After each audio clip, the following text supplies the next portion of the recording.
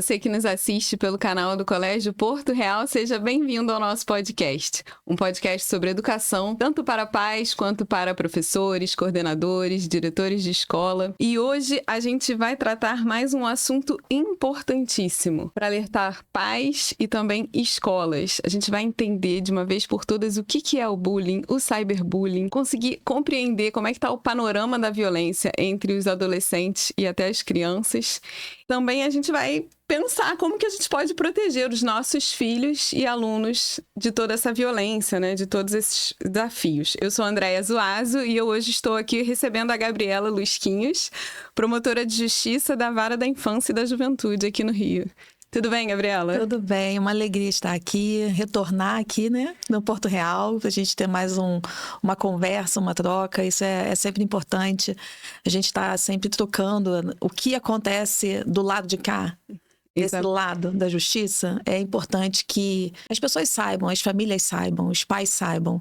Porque muitas vezes os pais acham que é uma realidade que está tão distante. Pois é. E está muito próximo. Então a gente precisa falar muito sobre isso. Exatamente. A gente está bem ligado nisso. A Gabriela já esteve lá no colégio dando uma formação para os coordenadores, todo o corpo docente. Também vai ter uma conversa importantíssima com os nossos pais em agosto. Então não percam, pais do colégio.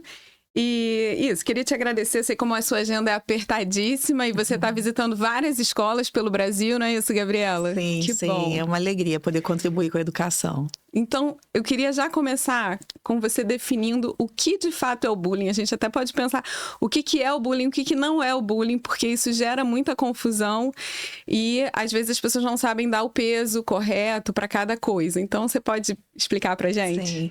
Isso é uma dúvida que frequentemente as escolas, os pais, até mesmo os alunos têm. Muitas vezes se confunde um conflito com o bullying. Quando a gente fala do conflito, o conflito ele é inerente no convívio social. Quando convivemos, estamos inseridos em relacionamentos, é natural que o conflito ocorra.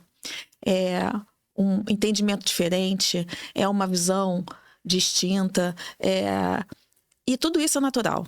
Em especial no meio onde há crianças e adolescentes. Estão aprendendo justo a conviver, né? Então, Exatamente. Eles vão, às vezes, vão testando o outro, né? Vão testando os limites. Exatamente. E sim, como é importante que os conflitos aconteçam num lugar seguro. A escola é esse lugar seguro. O lugar onde o conflito pode acontecer, em que pessoas e educadores que têm uma formação vão conseguir ajudar essas crianças a aprenderem diante dessa situação de conflito, a ensinar crianças e adolescentes a lidar com o conflito de forma não violenta. O conflito, então, ele auxilia ao desenvolvimento de habilidades socioemocionais. Por outro lado, o bullying é crime.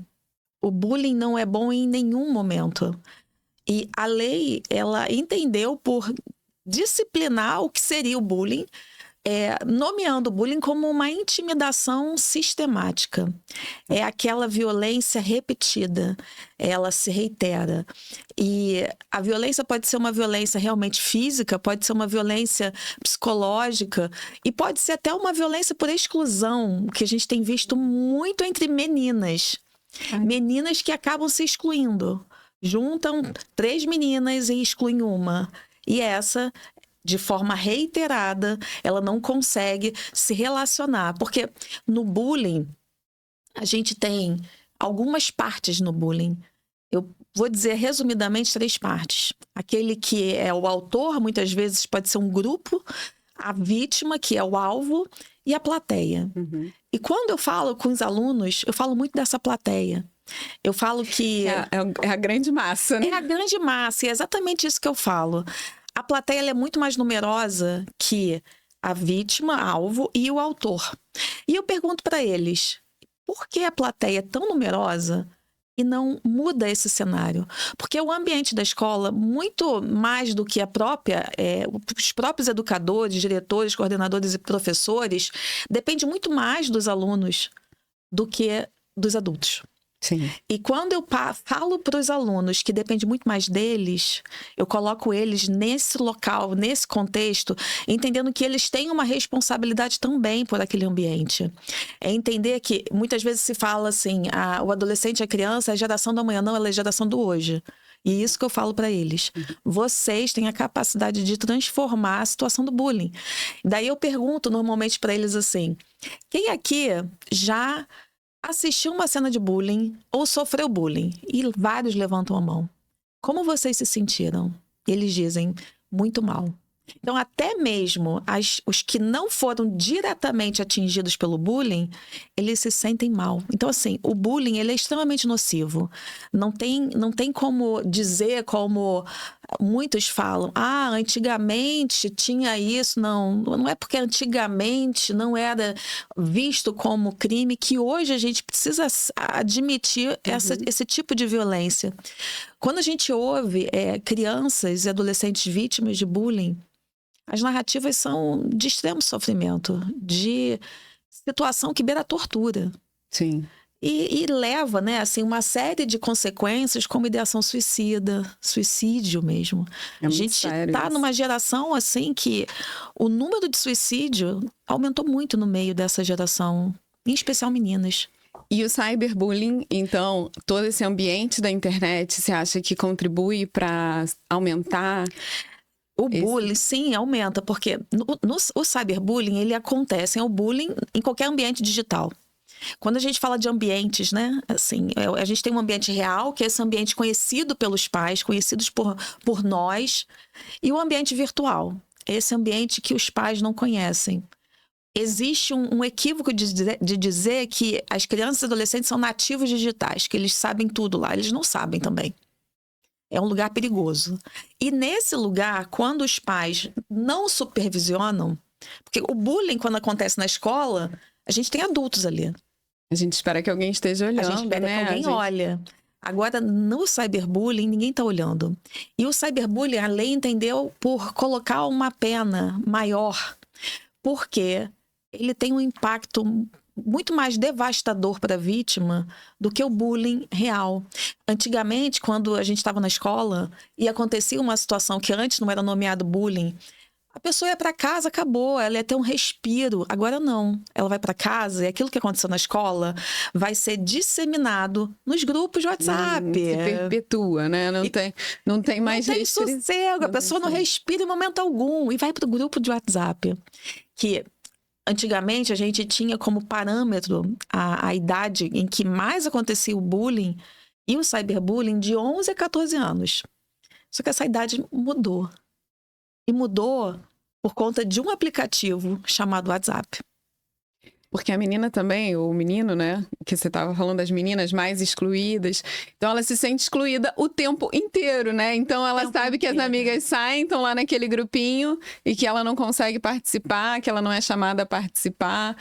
Então, ela se sente excluída por mais tempo. Tem esse sentimento, né? Realmente o tempo todo, que permanece. Né? Então, a gente vai adotar medidas para remoção do conteúdo, só que a gente remove e, novamente, muitas vezes o conteúdo retorna. Então, para a vítima, é uma reiteração daquela situação que fica permanente de violência e sofrimento que muitas elas não conseguem suportar, gerando outras consequências, como depressão, ansiedade, a autolesão, que a gente tem visto muito, a ideação suicida, delas se cortarem. Você pode falar um pouco das penas, tanto para o bullying e cyberbullying, para os pais, as escolas poderem compreender até onde vai, né, a responsabilidade deles, né? Então, quando a gente fala de penas, quando a gente fala de adolescente, né? Adolescente, a gente fala de medidas socioeducativas, né? Dentro dessas medidas socioeducativas, a gente tem algumas que são de privação de liberdade e outras que não são. Quando a gente fala das de privação de liberdade, a gente fala da internação e da semi-liberdade. São medidas em que o adolescente perde a liberdade. E aí a gente precisa contextualizar para entender quem é o adolescente. O adolescente é aquele que tem 12 anos até um dia anterior a fazer 18 anos. Esse é o adolescente. Nessa faixa etária, muitos deles acham que eles eles podem fazer o que quiserem, que nada vai alcançá-los e nada vai acontecer com eles. Por conta dessa mentira, dessa fantasia, dessa ilusão que eles têm, nós entendemos que a gente precisava falar, inclusive com eles, para dizer que isso é uma mentira. E com isso, a gente começou a perceber exatamente que chegavam adolescentes com um novo tipo de ato infracional, como bullying, cyberbullying, que cada vez mais a gente recebe situações como essas lá na vara da infância, e adolescentes que achavam que era só uma brincadeira, ou que não ia dar nada, porque ele era só um adolescente. E eles acabavam sendo surpreendidos que muitas vezes uma situação de cyberbullying pode gerar para aquele que é o alvo danos severíssimos. Exemplo, um aluno, ele dizia assim: eu não aguento mais vir para a escola, porque eu não aguento mais me falarem que eu, de forma ofensiva, seu autista se mata.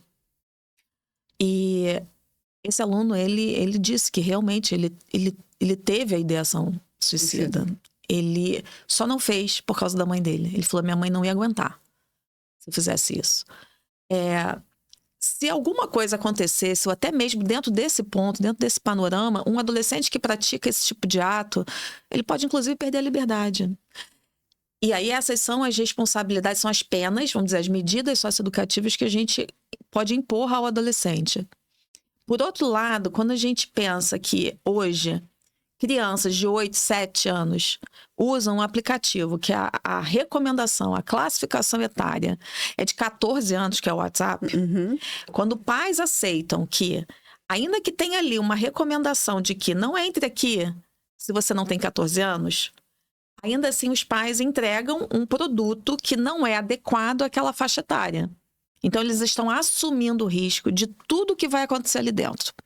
E daí, essa criança, ela pratica bullying e cyberbullying ali dentro desse ambiente. E bullying no ambiente real, porque é isso, né? A coisa propaga. Os ambientes, eles se conectam. O ambiente real e o virtual, eles estão conectados. Por isso que a gente fala hoje dos novos muros da escola. A escola teve os muros, né? A área da escola foi ampliada.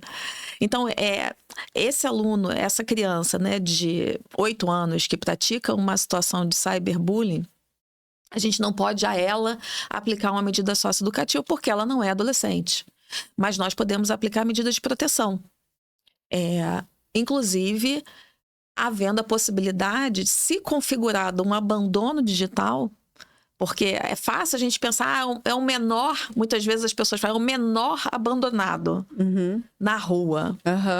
Só que existem crianças abandonadas nesse ambiente digital. Esse termo me chamou muita atenção na sua palestra, justo por compreender que é um ambiente e que a criança está abandonada num ambiente que é muito perigoso, né? Sim, exato. Assim, hoje a gente diz que o novo palco do crime, o novo local de crime é o ambiente digital. Quando eu converso também com eles, com os adolescentes, eu falo para eles, é muito mais fácil descobrir um crime digital do que um roubo na rua. E eles não têm essa percepção, né? Para eles é o anonimato. Acho que o anonimato ou estar por trás do aparelho, né, também ajuda com que eles tenham atitudes ainda mais descabidas, assim, porque não sei, né? Então não tem a sensação do real. A gente, até outro dia eu vi alguém comentando de um vídeo, não cheguei a ver o vídeo, mas em que falava para alguns adolescentes lerem os comentários a respeito de uma menina. E aí eles liam os comentários, né, detonando a menina, e depois falavam para a menina entrar e para eles lerem na frente da menina. E como eles não conseguiam ler diante dela, né, presencialmente, aqueles comentários. E é isso, eles imaginam que é como se não fosse nada real, né? É como se ele vivesse num mundo paralelo, num mundo em que pode tudo, que não tem regra. Era como se fosse uma terra de ninguém. Só que não é uma terra de ninguém. A polícia cada vez mais se especializa na investigação de crimes digitais. E a gente recebe investigação de polícia de todo lugar do mundo. Inclusive então, Interpol, né? Então, enfim. Mas você falava da implicação para os pais. A gente estava falando sobre a implicação dos pais, né? Que permitem, então, que o filho esteja nesse ambiente, né? Às vezes num aplicativo que não tem a idade para ele. E aí, como que é a responsabilização deles? Então, os pais, eles podem ser responsabilizados a pagar uma indenização para aquelas pessoas que estão ali dentro. Imagina uma criança que é alvo de cyberbullying da sua filha que está ali dentro do grupinho, excluindo uma aluna. Já aconteceu uma situação assim, que a aluna era incluída no grupo da escola. Daí falavam um monte de coisa, várias ofensas em relação a ela, cyberbullying. Então eles olhavam, quando ela via a mensagem e ela começava a digitar, excluíam ela do grupo. Que coisa. E depois de um tempo retornavam ela para o grupo. Isso se repetia. E aí, em paralelo, na escola, eles excluíam também essa menina. Então, essa menina, ela não tinha o convívio social, que é o que nós adultos desejamos ter, conexões de afeto. Ainda mais os adolescentes. Eles têm essa necessidade de pertencer, Exato. de serem acolhidos. E se não for no mundo real... Entre os pares, né? Entre da idade. Se não for no mundo real, na escola, onde existem adultos que devem olhar e observar se tem alguém excluído, se tem, a gente precisa incluir. No ambiente digital não tem esse adulto. No ambiente digital, essa conexão que ele busca no ambiente real, ele acaba encontrando uma conexão distorcida no ambiente digital, em que vão olhar para ela e vão dizer que aqui você é importante, aqui você é pertencida. E nesse lugar, ele acaba sendo levado para grupos de violência extrema e com isso... ou ele vai se tornar vítima, ou até mesmo autor de ato infracional, e muitas vezes as duas, ele acaba ocupando os dois lugares, né? Sim. Então, os pais têm essa questão da multa. Além disso, e a escola, e as escolas também. Qual é a culpabilidade da escola nesses cenários de bullying também? Então, a escola, por conta da lei que trouxe, disciplinou o bullying, o cyberbullying, trazendo como crime, tipificando mesmo, colocando no Código Penal, trouxe para a escola a responsabilidade de adotar medidas de prevenção e de... quando o bullying acontece, adotar medidas pós a ocorrência do bullying. Então, os muros da escola foram ampliados, porque quando a gente fala de cyberbullying, isso é um ambiente digital, e como a escola vai ser responsabilizada? Sim, a escola pode ser responsabilizada. Mesmo que não tenha acontecido dentro dos muros reais da escola. Agora, a gente pensando nesse muro ampliado da escola, que a escola também acaba se conectando com esse mundo digital. Então, tudo aquilo que acontece, por exemplo, no grupo de WhatsApp, ou que acontece envolvendo a turma, e que tem uma repercussão no ambiente digital e também no ambiente real da escola, a escola tem essa responsabilidade. A gente tem escolas que foram responsabilizadas, tiveram que pagar uma indenização, por exemplo. Eram escolas que, aqui no Rio, escolas que não pensaram no protocolo anti-bullying.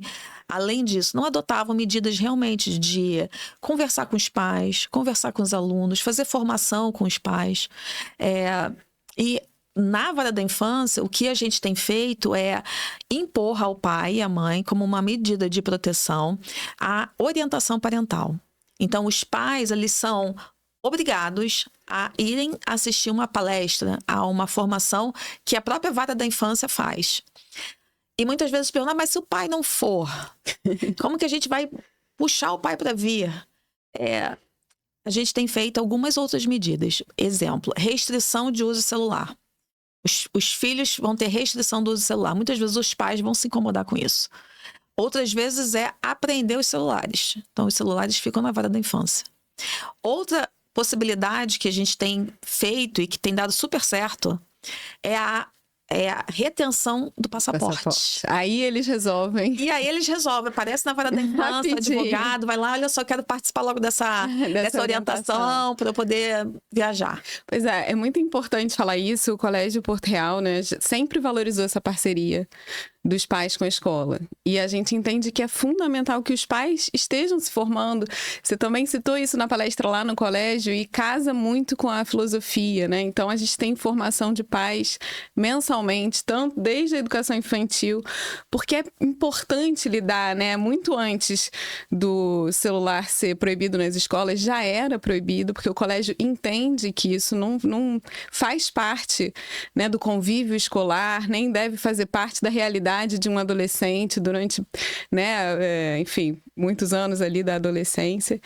E às vezes os pais também, né, não percebem a importância dessa formação. Então a gente luta muito por isso e é claro que isso tem consequência. A falta de orientação, a falta de formação dos pais acaba gerando problemas muito sérios, né? Porque às vezes não entendem o período em que a criança está, que o adolescente está, a formação, o próprio cérebro não está preparado para lidar com certos desafios, não é à toa, né? Então, assim, eu amo esse tema da formação, Gabriela, porque realmente a gente vê que faz diferença. Não adianta aprender lá sobre os primeiros cuidados e tal, e depois os desafios surgirem e eles não se formarem. E é isso, né? Em relação aos primeiros cuidados, é interessante, porque quando a gente fica grávida, acho que muitas mães tiveram que ler aquele livro enorme, O que esperar quando você está esperando. Tem encantadora de bebês, tem um monte, como dormir, como fazer dormir, doula, né? Curso de doula, curso de amamentação, curso sobre como dar banho. E ele vai crescendo e os pais, eles acham que já sabem tudo. Exato. Isso é o que acontece na mente dos pais. O que acontece naturalmente, né? Ou que eles já sabem tudo, que eles já falaram tudo para o adolescente, eles já explicaram tudo, que não precisam falar mais nada. E o adolescente, por outro lado, ele também acha que já sabe tudo. E que com ele, nada vai acontecer, nada de mal vai acontecer. Então, ele se arrisca. Só que os pais, eles, pela lei, eles têm o poder familiar. Esse poder familiar, muito mais do que poder, traz para os pais deveres. Dever de cuidado, de proteção, de zelo, de educação. E dentro desses deveres, os pais, eles acabam ocupando um lugar do cérebro maduro do adolescente. Ele precisa ser essa parte. Ele precisa ser essa parte. Precisa ser o cérebro fora do corpo do adolescente. Aquele que vai fazer as bordas, os limites, aquele que vai proteger, aquele que vai dizer não, por esse caminho não. Então, assim, os pais, eles precisam continuar aprendendo, porque quando a gente chega na adolescência, né, nós passamos por um luto. Eu passei. Quando eu passo ainda em parquinho, sabe aqueles parquinhos de shopping? Eu olho pro parquinho e falo, ai, meu filho não vai mais brincar nesse parquinho. Não vai. Mas ele vai ter outras coisas, né? É a gente entender que a adolescência é uma fase maravilhosa. É uma fase desafiadora, mas é uma fase de oportunidades. E que o nosso trabalho não acabou. Porque senão a gente vai estar olhando pro nosso filho como se ele fosse um mini adulto. E lavando as mãos, como se a gente não tivesse mais nada a fazer. Quando, na verdade, esse é o momento em que nós precisamos nos aproximar ainda mais do nosso filho. A conexão, essa conexão real, essa presença plena, esse tempo de estar junto. Sabe o que antigamente a gente fazia de comer juntos? De ter um jantar, um almoço? Isso é milenar e isso traz, assim, para o adolescente um momento de acolhimento, um momento que para os pais, claro, sem celular, né? Sim. Todo mundo tira o celular da mesa para a gente poder ter um tempo ali de troca efetiva. Então, e essa parceria entre escola e pais, ela precisa... foi bom, né? Porque eu acho que as escolas talvez tenham se desviado um pouco, a gente comenta muito isso aqui no podcast, que elas achavam que só tinha que estudar, só tinha que ensinar português, matemática. Não, a escola, ela tá como parceira de educação dos pais. Então, ela precisa direcionar as ações para o bem, né? O colégio sempre teve esse programa de virtudes, que é fomentar nas crianças hábitos bons, entender como que acontece, né, ali a afetividade e saber, apesar dos seus sentimentos às vezes, agir corretamente, né? Agir bem. Então, eu acho que essa parceria é mais importante. E a gente também sempre entende que, assim, a escola vai ficar mais em cima, agora, claramente, até pela lei, está sendo responsabilizada por isso. E a gente sempre pensa, o que o aluno faz da porta para fora não importa. Importa, porque o que ele acessa lá fora, ele traz para dentro. Então, impacta toda a comunidade escolar. Então, assim, os pais têm que ter muito claro isso. A escola vai perturbar nesse assunto, porque um aluno que está com acesso precoce ao celular, que está acessando conteúdos, né, violentos, conteúdos pornográficos e tal, ele vai trazer isso para o ambiente escolar. Isso é uma responsabilidade da escola, Sim. com todas as famílias que estão ali, né? Sim. Então, a gente entende que a escola realmente tem o direito e o dever de atuar, de conscientizar e de falar, olha, isso está errado, isso não está bom, o seu filho não deve assistir isso, não deve ter acesso a isso. A gente vai insistir nesse ponto, né? Sim, e quando a gente fala do abandono digital, muitas vezes eu recebo muitas comunicações da escola. Acho até que eu deveria receber mais. Acho que a parceria escola e pais é fundamental. Assim como a parceria escola e saúde mental. É fundamental. Nós não temos como prestar o devido cuidado, garantir que crianças sejam efetivamente protegidas se todos aqueles que estão ao redor dessa criança não estiverem unidos num só propósito, porque a responsabilidade é compartilhada. Então, é necessário que família, educação e até mesmo os alunos, e agora eu coloco sempre a saúde mental também, porque a gente vê cada vez mais crianças extremamente adoecidas. É importante que exista esse compartilhar, exista essa união de esforços para que realmente a criança, adolescente possa alcançar lugares de plenitude de direitos. Quando a gente fala do abandono, quando a escola, dentro desse viés de proteção, ela observa algum tipo de negligência, a escola deve comunicar ao Ministério Público. Porque essa comunicação é mostrar que a escola chamou os pais, a escola orientou os pais, a escola encaminhou os pais, por exemplo, um atendimento psicológico, um atendimento psiquiátrico, e os pais não estão aderindo aos encaminhamentos feitos para a escola. Uhum. A escola está analisando que ali é uma situação de negligência, ou, por exemplo, uma situação de abandono digital. Uhum. Uma criança que está lá abandonada no ambiente digital e ela está recebendo conteúdos que são inadequados para ela, são conteúdos que estão afetando a saúde mental dela e está impactando o crescimento saudável dela. A escola, ela não só pode, como deve comunicar, porque o promotor de justiça, ele tem como atribuição promover ações contra esse pai e essa mãe por abandono digital. Então, assim, eu já fiz ações contra pai e mãe por abandono digital. E essas ações podem culminar, podem levar, inclusive, à perda de uma guarda. É a mesma situação de um abandono na rua, só que é na rua virtual, que hoje é uma rua muito mais perigosa que a rua lá fora. É muito mais perigoso deixar seu filho sem supervisão nesse ambiente digital do que, por exemplo, um adolescente na esquina ou ir na praia, ou até mesmo viajar com seus amigos no final de semana. Quando eu falo isso, os pais, como assim? Meu filho vai viajar no final de semana. Só que quando ele está nesse ambiente digital e ali ele não é supervisionado, é uma porta que se abre para um lugar totalmente desconhecido, onde existe violência extrema, tortura de animais, estupro de bebês, situações desse tipo que acontecem em, por exemplo, panelas do Discord. E isso que eu estou falando aqui é algo que está sendo falado em rede social, que eles estão também acessando sem ter a idade mínima para acessar. Por exemplo, Instagram, tem 10 anos acessando o Instagram e vendo conteúdos de extrema violência. Eles começam a acessar esses conteúdos extremamente violentos, e eu falo assim, de uma violência que eu, como promotora de justiça, eu nunca tinha visto antes. A violência, por exemplo, de adolescentes que resolvem sair à rua para procurar um morador de rua, para incendiar esse morador de rua e fazer uma transmissão ao vivo no Discord. Muitas pessoas assistindo. E muitas pessoas assistindo. Hoje existe uma delegada que se chama Liz Andréia, de São Paulo, e ela fala isso, ela fala muito para pais também, é maravilhosa, uma querida. super dedicada, e ela passa madrugadas monitorando panelas do Discord. Madrugadas, é um detalhe importante.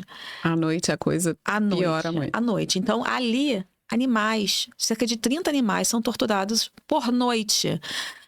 Isso acontece aonde? De madrugada. Quem está ali? Adolescentes. Aonde? Nos seus quartos. E os pais? Dormindo, ou na sala, ou fazendo qualquer outra coisa. Então, são situações que não precisavam ter esse desfecho.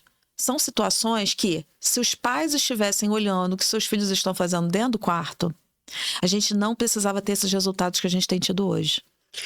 Agora, para as famílias que estão nos assistindo e que pensam assim, isso não vai acontecer com o meu filho, eu queria que você falasse um pouco dessa mudança do perfil do adolescente que comete delitos, né? Se realmente há uma mudança hoje em dia, porque muitos pais pensam assim, isso acontece mais com um certo tipo de perfil, de famílias mais desestruturadas. O que você tem observado na prática? Sim. A gente percebe que nos últimos 10 anos teve uma mudança do que passou a chegar na vara da infância e juventude. Antigamente a gente só recebia roubo, furto e tráfico. Continuou recebendo, continuou a chegar. Porque não houve uma mudança no que diz respeito a políticas públicas para tirar essa vulnerabilidade social desses adolescentes, para que eles realmente tivessem acesso a direitos como de educação, assistência, saúde. Só que além deles, a gente passou a receber casos de adolescentes que estudam nas melhores escolas do Rio de Janeiro, moram nos bairros mais nobres do Rio de Janeiro, nas escolas mais caras, famílias aparentemente estruturadas, porque tinha pai e mãe ali. Eu falo aparentemente, e mais à frente eu digo o que é esse aparentemente estruturado. E ainda assim, esse adolescente vem praticando atos muito mais graves que roubo, furto e tráfico. É um tipo de criminalidade, de ato infracional que eu nunca vi antes. Como eu falei, né, a questão desse morador de rua. Agora a gente vê um aumento no que diz respeito ao feminicídio envolvendo adolescentes, aumento de violência doméstica. Houve, nesse último ano, aumento da violência, tanto no ambiente digital quanto no ambiente real. Aumento de bullying, aumento do cyberbullying, aumento das situações dentro desses ambientes digitais, que aí eu cito como o pior deles, que é o Discord, que são essas panelas do Discord. E antigamente a gente falava muito da Deep Web, da Dark Web, que era como se essas situações naquela época aconteciam nesses ambientes, que era difícil chegar. Hoje, esses crimes não acontecem mais nesse ambiente profundo da internet. Acontece mais difícil de acessar, na superfície. Agora tá na superfície. É Instagram, é Telegram, é X, é Discord. Nesses lugares que esses atos infracionais, esses crimes estão acontecendo. E o que mais choca no comportamento desses adolescentes? O que chama mais atenção no comportamento desses adolescentes que chega para você? Todo adolescente, quando ele pratica um ato infracional, pela lei, ele vai ser ouvido pelo promotor de justiça. Então, ele é levado para a delegacia, da delegacia ele vem para o promotor de justiça. Então, dentro do sistema de justiça, o primeiro que vai ouvir esse adolescente é o promotor, é o Ministério Público. Nesse momento, a gente vai ouvir esse adolescente a respeito para entender quem é a família dele, qual é o contexto social dele, qual foi a situação que levou à prática desse ato infracional, como é que o ato infracional aconteceu. E o que tem me chamado muita atenção é quando eu pergunto: o que você sentiu quando você fez isso? Nada. E agora, o que você está sentindo? Nada também. A gente vê hoje o fenômeno da dessensibilização. São adolescentes que estão embrenhados numa violência tamanha por conta de conteúdos nocivos desse ambiente digital. E eles acessam isso de forma reiterada, e isso acaba transformando a forma como ele sente as situações. A gente não vê mais a questão da empatia. Quando a gente fala do bullying, do cyberbullying, quando, por exemplo, os pais... Acontece alguma situação de cyberbullying ou bullying, os pais, a criança chega em casa, o filho chega em casa contando o que aconteceu, o pai pergunta assim, mas aconteceu alguma coisa com você? E a criança fala, não, comigo não. Ah, então tá bom. Gente, esse pai, ele soube ali que uma outra criança ou um outro adolescente sofreu uma violência. Sofreu. Quando a gente diz pro filho, não foi com você, tá tudo bem? O que a gente tá dizendo pra ele? Que o outro não importa. A gente tá perdendo a oportunidade de desenvolver a empatia. Quando a gente fala da dessensibilização, eu, por exemplo, eu vejo conteúdo violento no meu trabalho o tempo inteiro. Só que eu sou adulta. Meu cérebro já está formado. Uhum. O adolescente não. Então, ele não está preparado para receber esse conteúdo. Do mesmo jeito que o pai e a mãe, a grande maioria, não vai entregar a chave de um carro para uma criança de 10 anos de idade, porque ele entende, ele já conhece que carro é algo perigoso, que ele não pode entregar, a mesma coisa para os ambientes digitais. O pai precisa enxergar que esses ambientes digitais também têm muito perigo.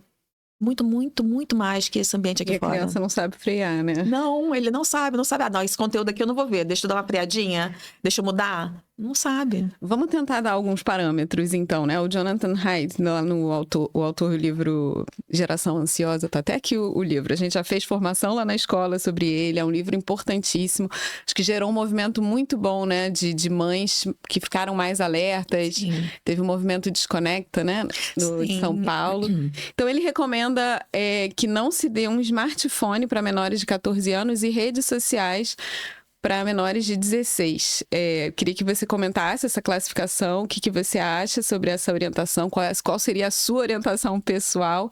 E também queria entender o que são as redes sociais, assim, né? O que engloba essas redes sociais? É o WhatsApp, Instagram? Quais são os aplicativos, assim, que chamam mais atenção nesse... Então, o Jonathan Haidt esteve aqui no Rio e em São Paulo, ano passado.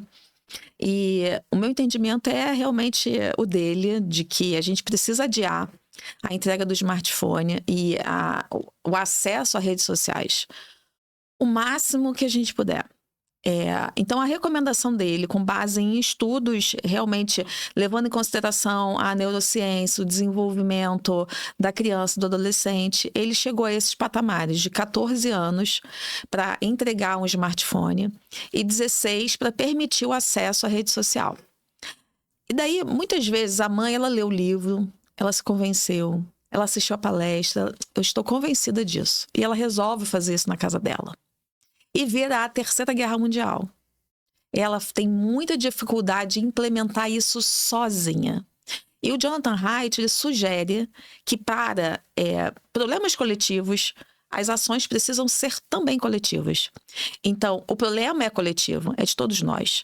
Então, a ação precisa ser coletiva. Com isso, surgiu um movimento Desconecta, em São Paulo, com mães que fizeram a leitura do livro, entenderam que elas precisavam fazer essa escolha e elas montaram esse movimento. Então, as escolas, elas têm uns líderes do movimento Desconecta e eles sugerem a assinatura, né, virtual do acordo coletivo dessas famílias. Legal. Então, tem um acordo coletivo de adiar a entrega para 14 anos e não permitir o acesso a redes sociais a 16 anos. E daí eles formam um grupo de WhatsApp desses pais. Ali eles trazem material de letramento digital, de outras sugestões do que fazer. Porque a gente vai tirar de um ambiente, a gente tem que colocar uma outra coisa no lugar. Então, eles fazem todas essas sugestões, essas orientações. Então, assim, é um movimento que eu acho incrível e sugiro que, assim, algum pai, alguma mãe já se levante aí como líder do movimento Desconecta da Porto Real. Não, então, pois a Adriana fez essa formação e tem um vídeo bem forte. A Adriana, nossa diretora lá ela é diretora do feminino, mas fez essa formação para todos, infantil, feminino, masculino. E ela, na hora, ela fez isso. Gente, vamos fechar junto? Vamos fechar junto? Ninguém aqui vai ter celular. Mas eu achei essa questão da assinatura, de repente, pode ser uma ideia a mais. Porque você assina. Porque na hora ali um fala, outro não fala, né? Mas assim, a assinatura eu achei interessante. E você falou bem, né? Porque o pai precisa compreender a capacidade de viciar que esse tipo de aparelho de acesso tem. Então, é muito perigoso você só, de repente, não vai ter mais celular e tirar. Então, eu queria que você falasse um pouco sobre isso, né? Sobre que ponto chega o vício de um adolescente, como é importante a gente não só tirar, mas saber conduzir essa retirada, suprindo com outras coisas. Sim. Pode falar um pouquinho? Sim, então, muitas vezes os pais, quando eles assistem a palestra, ou então eles têm esse entendimento, eles falam assim, puxa, mas eu já entreguei, e agora o que eu faço? Repactuar. E essa é uma ótima oportunidade dos pais falarem para os filhos que eles também erram. Filho, eu errei.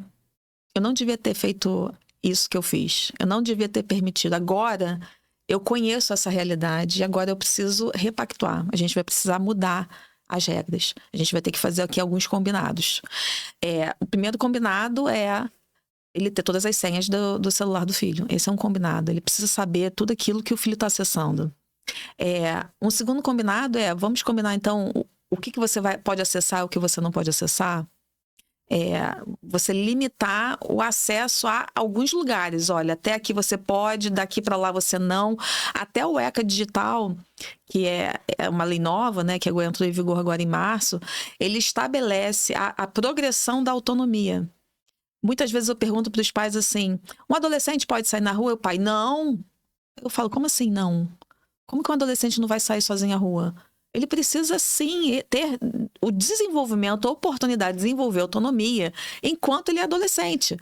É claro, tem um lugar que ele pode ir, tem um horário, mas ele precisa ir desenvolvendo isso aos poucos, até fazer 18 anos, porque senão, quando ele faz 18 anos, ele abre a porta, agora, filho, vai e se vira.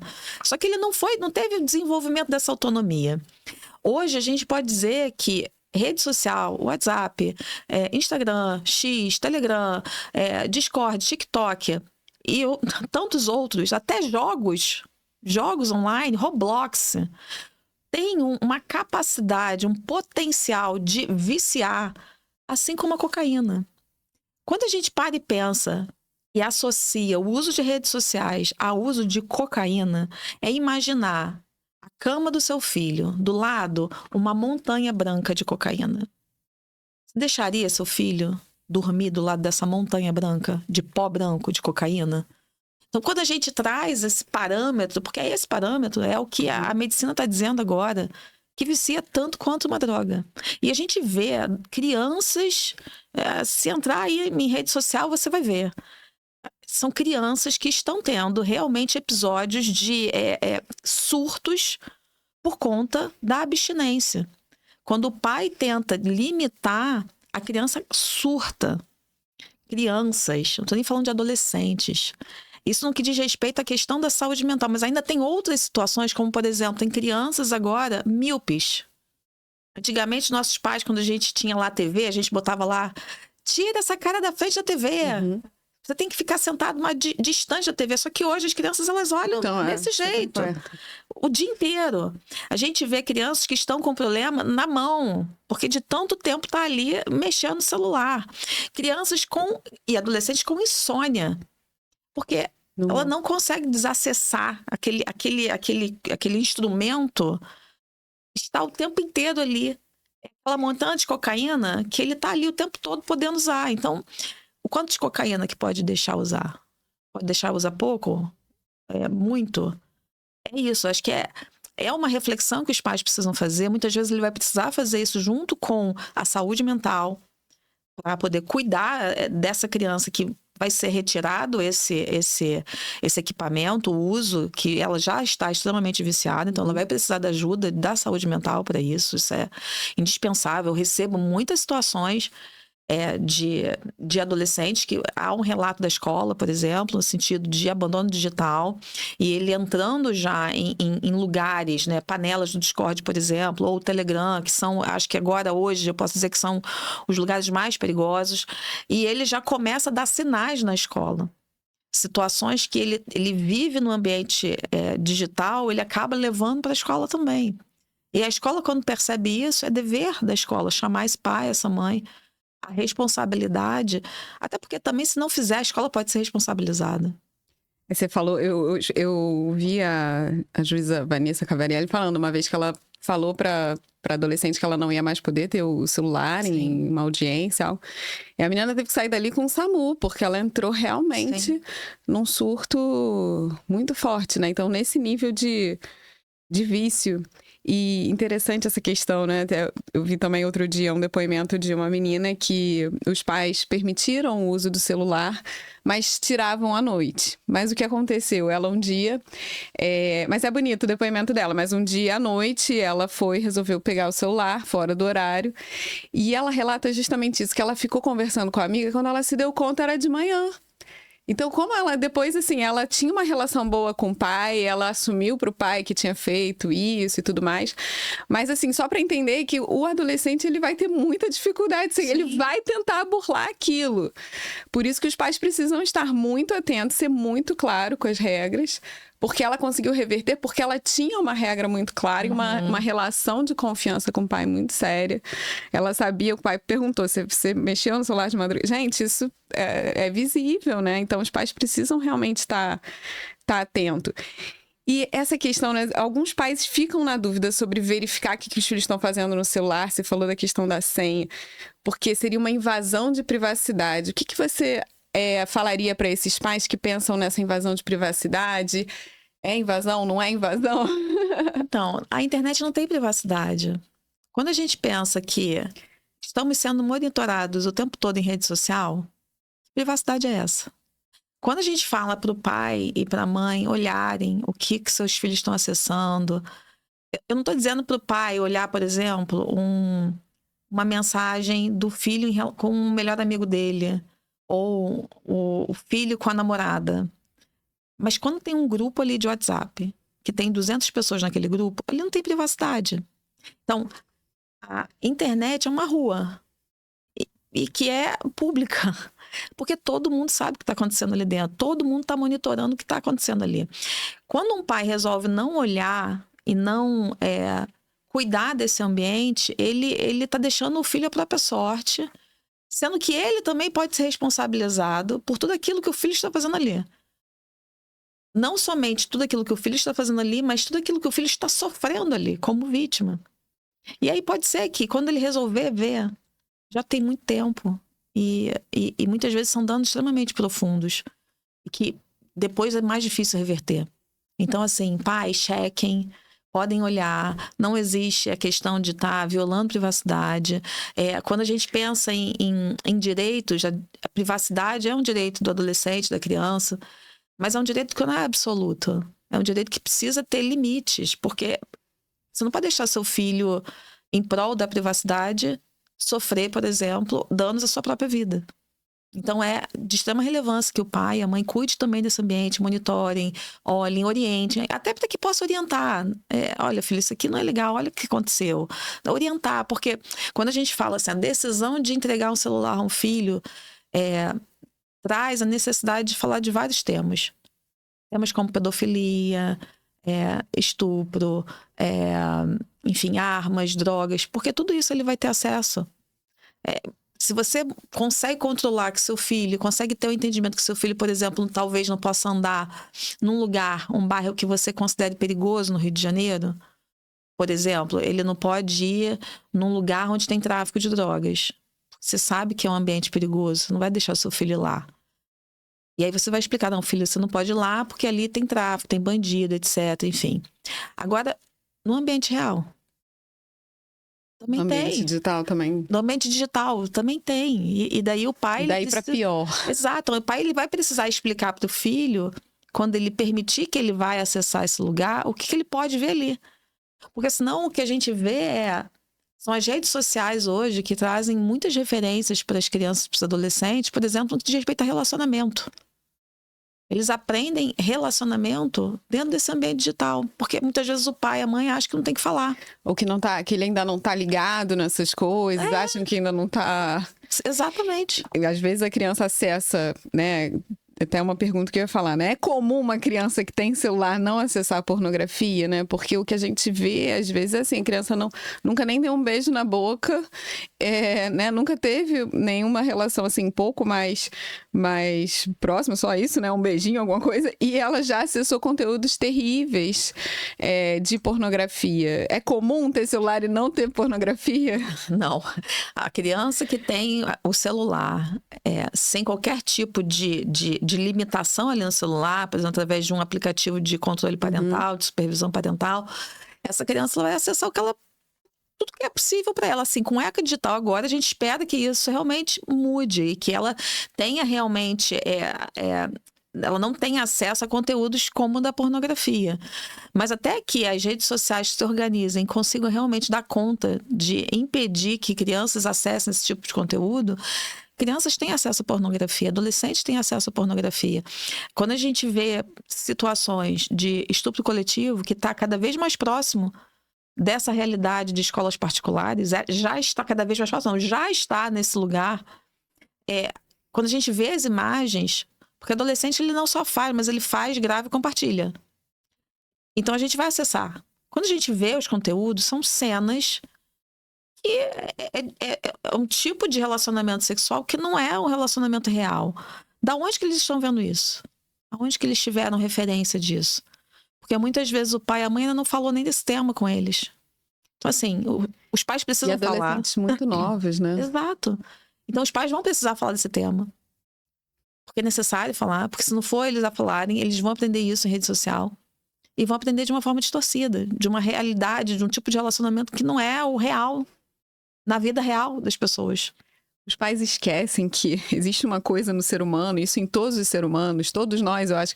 A gente tem que pensar um pouco o uso do celular dos adultos também, né? Sim. Porque também precisa ser saudável. E em nós, seres humanos, existe uma coisa chamada curiosidade mórbida. Uhum. Se a gente não foi alertado sobre isso, sobre educar o nosso olhar, educar o que a gente ouve, né? Se a criança tá educada com os sentidos despertos o tempo todo, né? Então, escuta a música o tempo todo, vê, ainda que seja um conteúdo não ruim, mas fica vendo o tempo todo, ela tá o tempo todo com aqueles sentidos, assim, dispersos por qualquer coisa. Então, é preciso entender isso, né? Por mais que você fale, a curiosidade mórbida, quando o algoritmo ali apresentar alguma coisa... vai ser difícil para a criança Sim. que não educou o seu, né, não soube frear os seus sentidos, resistirem àquilo, Sim. né? Então, os pais têm que levar isso em conta. E alguns pais... Vamos falar um pouquinho desse controle, né? Você falou assim, porque é um celular totalmente sem controle. Fala um pouquinho do controle parental. Até que ponto também é possível se fiar nisso, né? Nesses aplicativos que fazem algum controle? Que tipo de controle que é possível ter? E, enfim, né? Assim, porque alguns aplicativos eu acho que já oferecem alguma segurança um pouco maior de não poder falar com desconhecido e tal. Mas a gente sabe também que, não sei se isso dá segurança total para a criança. O que você vê? Então, eu acho que além da gente levar em consideração essas faixas etárias, né? Assim, você resolveu, então, dar o celular pro seu filho.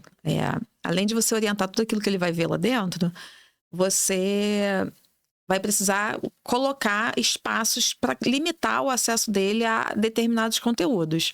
Então, os aplicativos de controle parental, existem alguns, tem o do próprio iPhone, tem o Custódio, são aplicativos que vão permitir a limitação de conteúdo e limitação de tempo.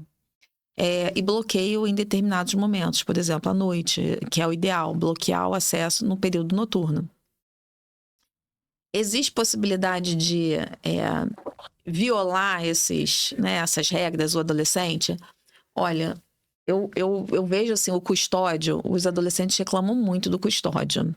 Então, eu acho que eles encontram muita dificuldade de burlar o custódio. Mas a gente nunca sabe se... Não dá pra gente garantir que é 100%, mas é um caminho. Tá. Eu acho que é melhor ter um aplicativo de controle parental, ainda que haja uma possibilidade de algum tipo de burla, do que não ter nada. Com o ECA digital também, as plataformas elas vão ter que entregar para os pais uma facilidade de acesso a esses controles parentais, a esses aplicativos de controles parentais. Porque muitas vezes são aplicativos que usam um idioma, por exemplo, inglês, às vezes o pai tem dificuldade, outras vezes não é aquele uso intuitivo. Muitas vezes os pais têm dificuldade de usar, Existe pesquisa que diz exatamente isso, assim, que quase nenhum pai sabe usar o aplicativo, tem dificuldade, existe essa dificuldade. Então, a ideia do ECA Digital é justamente favorecer, através de uma facilidade, trazer uma facilitação para os pais no sentido de acessar e utilizar os aplicativos de controle parental.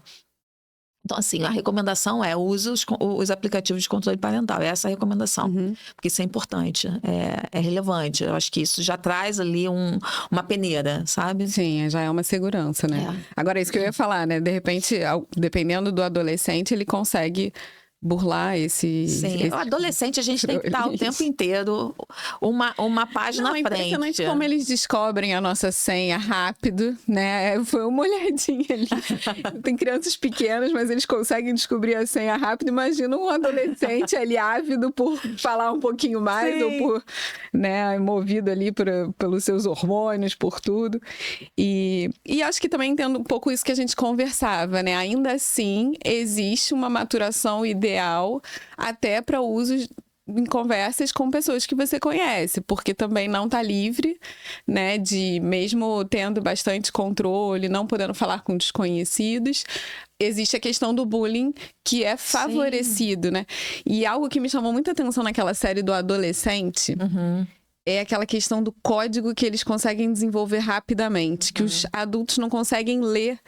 Então, entendem que ali tem uma relação boa entre uma pessoa e outra, que eles estão falando bem, e, na verdade, eles estão num código ali, no fundo, detonando, sim, a outra pessoa, né? Aquela série foi muito boa, foi muito, né? interessante. Na época, a gente falou muito dessa série, em muitos lugares. Aquela cena do pai, né? Que é o policial, o investigador. Ele que tinha que saber tudo de investigação. Isso. E daí, ali, o filho ensinando pro pai, não, pai, não é isso que você... Entendeu? Você entendeu tudo errado, né? E eles desenvolvem forma de falar. Na época, até assim, o repórter queria saber como que eram os códigos e tal. Só que isso vai mudando, né? O adolescente, ele não fixa, né? Ele vai mudando. Então, hoje significa algo, amanhã já significa outra coisa, né? E a gente precisa estar o tempo inteiro próximo para a gente possa também estar caminhando com eles, né? Entendendo que mundo é esse, conhecendo. Eu acho que é isso, assim. Aos pais cabe mostrar esse interesse pelo mundo do adolescente. Para conhecer o que está acontecendo, o porquê esse interesse. Uma outra coisa que a Adriana, nossa diretora lá, fala bastante, né? É sobre a questão da própria temperança, né? Então, uma criança muito nova que ganha o iPhone, última geração, o que ela vai almejar depois, sim, na vida, né? De conquistar. Enfim, outro dia havia também um psicólogo falando isso, né? Que o ideal é que a criança... que quando se chegue, né, um adolescente numa idade boa de ter um telefone, que ele tente conquistar pelas próprias mãos, que ele faça algum serviço, consiga comprar aquele aparelho. Quer dizer, tem várias ideias nesse sentido. E tem muita coisa para pensar, porque tem também a questão não só da violência, né, do fator violência, mas tem os problemas emocionais, né, de autoestima, de autoimagem, de ansiedade, né?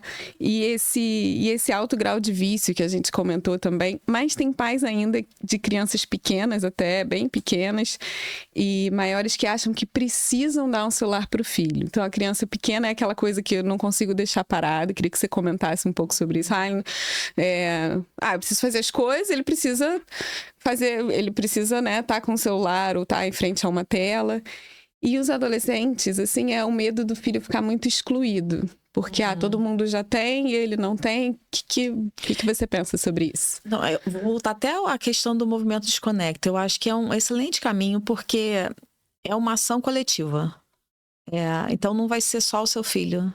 São vários que vão estar nesse combinado de adiar a entrega do celular, adiar o acesso à rede social. Com isso, essas famílias vão construir propostas, ideias para tirar esse adolescente dessa tela, para que ele possa buscar outros interesses, né? Antigamente, a nossa mãe também precisava dar conta de fazer tudo dentro de casa e não tinha micro-ondas, não tinha uma série de facilitações que hoje nós temos, e ela dava nada pra gente, assim, a criança precisa... Uma massinha, uma panela, né?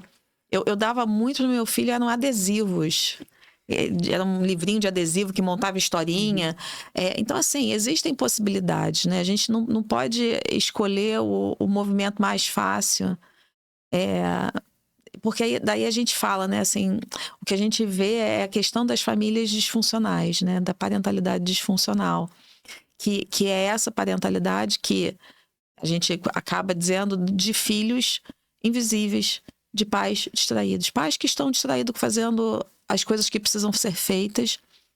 E os filhos estão lá, invisíveis aonde? Com o celular na mão. O que eles querem, o que os pais querem ficar no celular e aí deixa o filho, não, vai, deixa eu ver aqui uma coisa. Sim. Esse final de semana eu tava num parque, daí assim, tinham crianças, e dali tinha um grupo, assim, de 3 filhos. Era uma escadinha, meninos, e o pai. E tinha um lago, e no meio do lago tinha como uma espécie de uma montanhazinha, e eu não estava conseguindo identificar o que tinha ali em cima. Eu fiquei, será que aquilo é uma ave e tal? E de repente o menorzinho ficou assim, papai, papai, papai, o que é aquilo ali? O que é aquilo ali? O pai com o celular na mão. Hã? E os filhos ao redor desse pai, brincando num lugar que é lindo, e o pai olhando o celular, né? Então, acho que os pais precisam parar de olhar também o celular, para poder tirar os olhos de um objeto e colocar os olhos no filho. E são esses filhos que reparam, né? Assim, porque, mas meu filho não obedece. Assim, a criança, ela vai seguir o exemplo, ela vai seguir a referência. Como você vai dizer pro seu filho que é para ele estar no parque e aproveitar o parque, ou é para ele estar no carro, não é para ficar mexendo no celular no carro, se você não está fazendo isso? O exemplo, ele arrasta, né? Então, é isso, né? Que, assim, os pais também possam se olhar para que eles sejam verdadeiros exemplos no que diz respeito a esse uso, né, de rede social e de celular, para que eles estejam mais disponíveis também para os seus filhos, né? Porque é um perigo, né, também isso, porque fica aqui o convite para os pais refletirem sobre o próprio vício, sobre o próprio uso do celular. Sim. Da mesma maneira que a gente falou que os adolescentes saem da escola e não tem respiro daquele ambiente, ao mesmo tempo que é uma facilidade poder resolver as coisas de trabalho fora do ambiente de trabalho, precisa ter uma medida, né? Porque senão a gente também não tem respiro do trabalho. Sim. E aí a família fica muito prejudicada, né? Falta esse entendimento de levar a família como uma prioridade, né? Sim, é isso, assim. Eu acho que o convite para os pais agora é: olha o seu celular. Veja lá se você tem iPhone, veja lá o tempo de uso. Olha o tempo de uso. Porque é isso, né? Quando a gente pensar como família, a gente precisa desenvolver hábitos como família. Se a gente quer desenvolver hábitos saudáveis para os nossos filhos, a gente também precisa ter esses mesmos hábitos. Para que a gente não precisa falar, ele possa ver, através da nossa vida, como ele deve viver. E não aquilo que só sai da nossa boca, mas a gente não vive efetivamente. Para fazer a nossa conversa aqui, eu me deparei com uma série de termos, né, e de realidades que eu não conhecia. Então, a Deep Web eu tinha uma ideia vaga, né? Mas eu queria que você falasse um pouquinho mais do que é a Deep Web, o que acontece lá, que afeta principalmente os adolescentes, né? E também o que é deepfake. E teve um outro termo que me preocupou bastante, que é uma sextorção, né? Então, que acho que está um pouco também relacionado. Queria que você falasse desses termos para os pais que não conhecem, porque a gente está educando numa realidade que a gente não viveu, né? A gente está educando uma coisa que a gente não sabe. Então, os pais precisam muito dessas informações. Então, isso, explicar a Deep Web, Deep Fake, Deep tudo aí. Então, a Deep Web e a Dark Web são ambientes assim, mais profundos na internet, que não são acessados por qualquer pessoa. Tem uma dificuldade para acessar esse lugar. Só que quando os crimes digitais começaram a vir à tona, esses crimes digitais aconteciam nesse lugar. Só que hoje, os crimes digitais não estão acontecendo nesse lugar, não precisa mais ir para lugares tão profundos.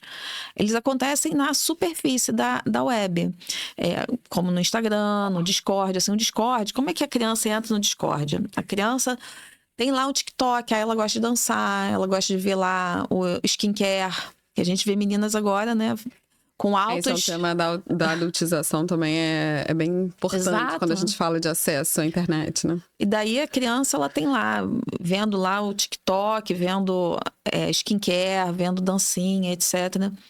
E de repente ali ela recebe uma mensagem e um link que leva essa criança para uma panela, para um grupo dentro do Discord. E ali ela é um aplicativo que a classificação é de 18 anos. E essa criança conseguiu acessar ali. Assim, essas panelas do Discord, que são os servidores dentro do Discord, é uma espécie de grupos em que, para você acessar, você precisa de um link, assim como, por exemplo, uma reunião no Zoom, uma reunião no Meet. E daí essa criança entra nesse ambiente e ali ela fica à própria sorte. Então, ali ela passa a receber conteúdos, assim, extremamente graves. Agora, quando a gente fala da deepfake ou de nudes falsos, a gente vê que atualmente, cada vez mais, em escolas, a gente vê criação, produção, através de IA, de material nude, por exemplo. Material de pornografia infantil. Isso dentro de grupos de WhatsApp da escola, assim. Isso aconteceu aqui, lugares aqui, escolas aqui da Redondeza. Então, eles produzem esse material. Então, hoje, não necessariamente a pessoa precisa entregar um nude. Ela pode ter um nude seu produzido por inteligência artificial. Então, uma criança que tem um Instagram, um adolescente que tem um Instagram aberto, essas imagens podem ser colhidas dali, desse lugar. Uhum. Quando a gente fala do sextorção, dentro desse lugar fechado, né, dessas panelas do Discord, muitas vezes o adolescente, o menino, ele recebeu um link, por exemplo, num jogo online. É um jogo dentro da plataforma do Roblox. E ali, muitas vezes, vem uma conversa do tipo, com um tom que dá a entender que é um interesse romântico. E esse menino, ele até fornece uma foto sua, um nude seu. E, de repente, ele é levado para essa panela do Discord. Dentro desse lugar, depois que ele entregou essa foto, ele é ameaçado. Ameaçado a entregar mais, ameaçado a pagar valores, ameaçam, eu vou espalhar essa foto, ou eu vou produzir outras fotos, ou eu vou contar, ameaça a família. E esse adolescente, ele se vê ali dentro e ele não consegue sair dali. E isso tudo está acontecendo aonde? Dentro do quarto. Uhum. Então, é uma extorsão desse menino no que diz respeito à produção, o fato dele ter fornecido nudes, e muitas vezes ele é obrigado a ter atos sexuais dos mais bizarros, que eu acho que nem cabe num ambiente desse aqui falar, que realmente são coisas que eu nunca imaginei ver na minha vida. E esse menino, ele entra dentro desse lugar e ele não consegue sair, porque ele não tem coragem de falar com o pai e com a mãe. Ao mesmo tempo, ele está ali acontecendo dentro do quarto, o pai e a mãe, se chegasse, eles iam ver. Isso muitas vezes leva à depressão, à autolesão, ideação suicida. Muitos acabam se matando. Porque dificilmente ele vai abrir isso, né? Conversar sobre isso. Isso que é uma coisa que é um alerta muito importante, Sim. né? Porque o adolescente, ele já tem um distanciamento e um acesso ao celular, eu acho que favorece esse distanciamento. E aí, às vezes, ele fica ali nessa pressão, não pede ajuda, tem vergonha. E é importante checar. Porque se o pai for ali, na madrugada, ver o que o filho está fazendo... Porque a maioria dos casos acontece na madrugada. No momento em que o pai e a mãe, eles estão em casa, que poderiam ir lá ver o que está acontecendo. Poderiam acessar.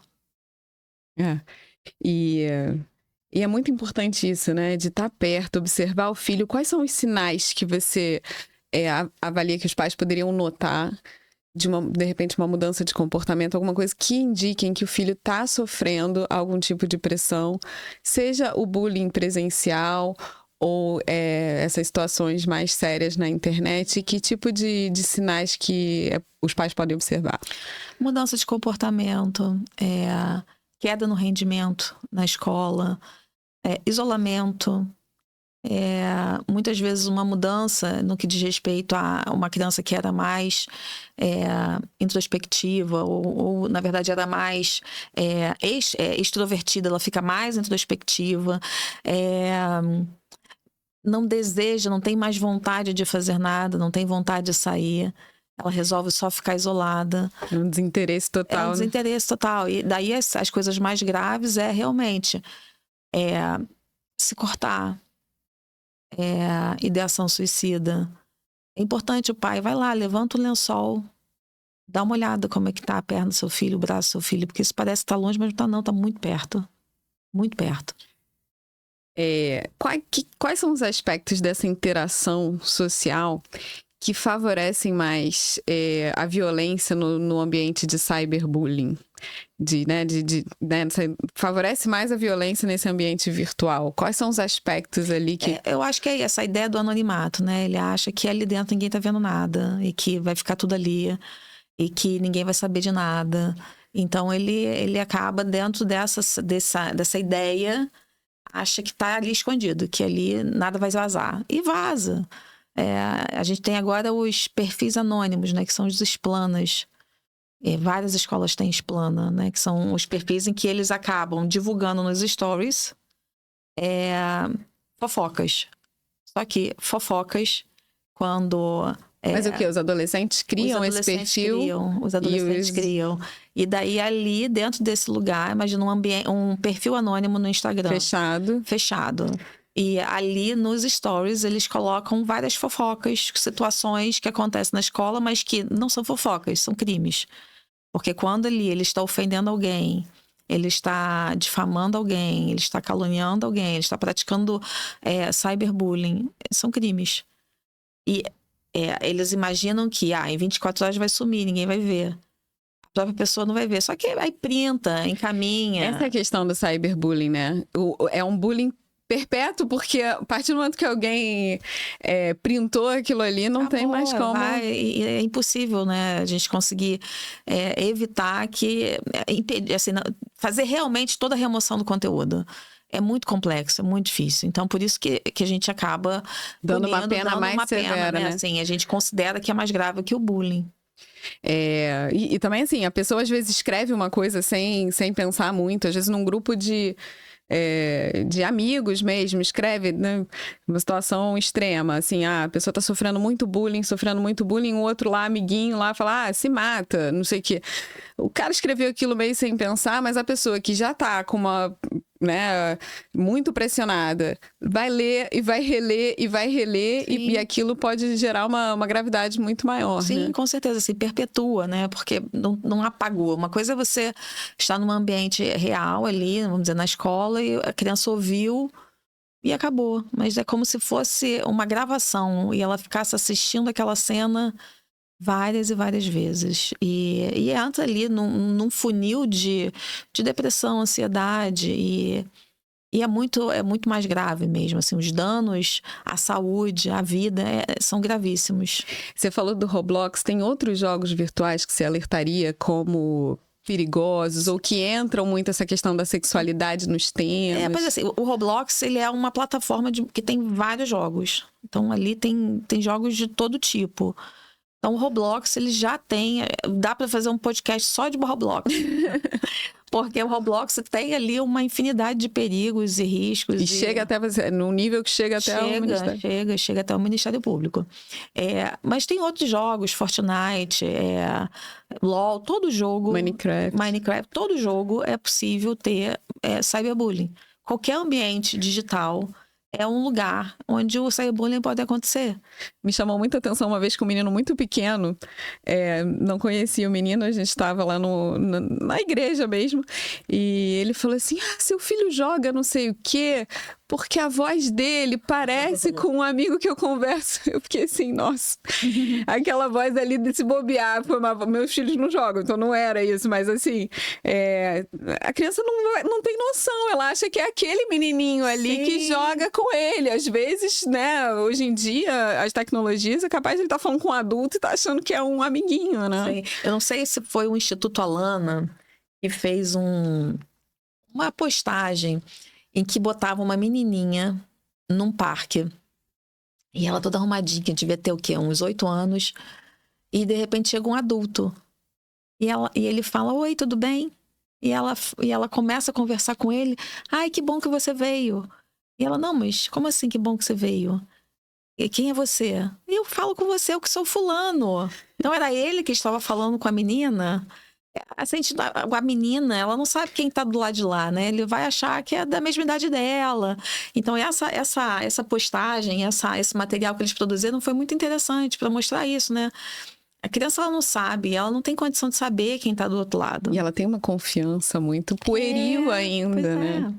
Isso que você falou de deixar o adolescente sair, né? Que às vezes os pais têm essa super proteção com o mundo real. Isso. Eles precisam ter um pouco de contato, né? Com o mundo real, exato. Com o mundo real. Até, às vezes, sofrer um pequeno assalto, alguma coisa para ver, né? O que acontece. Enfim, foi muito normal para mim na adolescência, meu irmão e tal. A gente pegou ônibus, às vezes foi assaltado ali, né? Quer dizer, claro que não é o ideal, Sim. mas você até ter o contato com essa realidade e ver que as coisas acontecem. Desenvolver e ter um arcabouço de experiências, né? Que é isso que vai desenvolver o adolescente para a vida. Aquele adolescente que fica dentro só de casa, né? E a gente vive um descompasso, porque é uma superproteção no mundo real e uma subproteção no mundo virtual. Uhum. Os pais, eles não protegem como deveriam proteger nesse ambiente virtual. Isso, agora eu queria, assim, encerrar de uma forma positiva, né? Então, depois de tudo isso que você presencia muito, né? De violência, de cyberbullying, pornografia, dependência, né? É possível ainda criar filhos emocionalmente saudáveis no dia de hoje? Com certeza.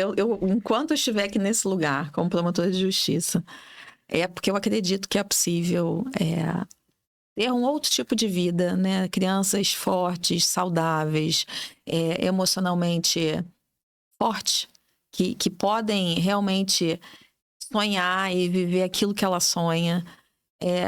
E eu acho que quando a gente cuida, né? Quando a gente pontua para os pais, quais são os 2 pontos que a gente traz para os pais principais? É a questão da parentalidade disfuncional e a ausência de supervisão no ambiente online. Quando a gente tem esses 2 fatores e a gente cuida desses 2 fatores, quando a gente pensa em desenvolver uma conexão mais real, conexão real de afeto com o filho, de presença, a gente caminha para esse lugar de ter filhos emocionalmente saudáveis e fortes. Quando a gente pensa na supervisão e a gente começa a cuidar também disso, a gente também traz para esse adolescente um ambiente mais saudável para que ele não acesse conteúdos que ele ainda não está preparado para acessar.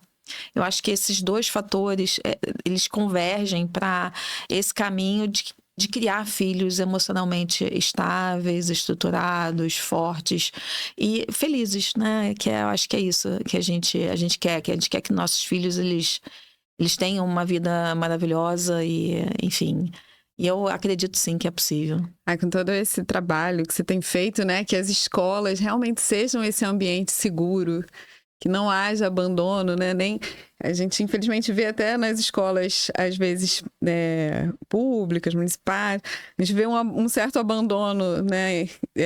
Até dentro da escola, né? Então que a escola seja esse ambiente seguro, onde a criança realmente se sinta olhada, né? Bonito aquele projeto também, o Protocolo Eu Te Vejo, do qual você também faz parte, faço né? parte também do Protocolo Eu Te Vejo, que a gente vê exatamente isso, né? Quando o adolescente, ou a criança chega lá na vara da infância, é o momento da gente ver realmente esse adolescente, essa criança. Muitas vezes ele passou por uma série de violações que estavam ali, que qualquer um podia ter visto.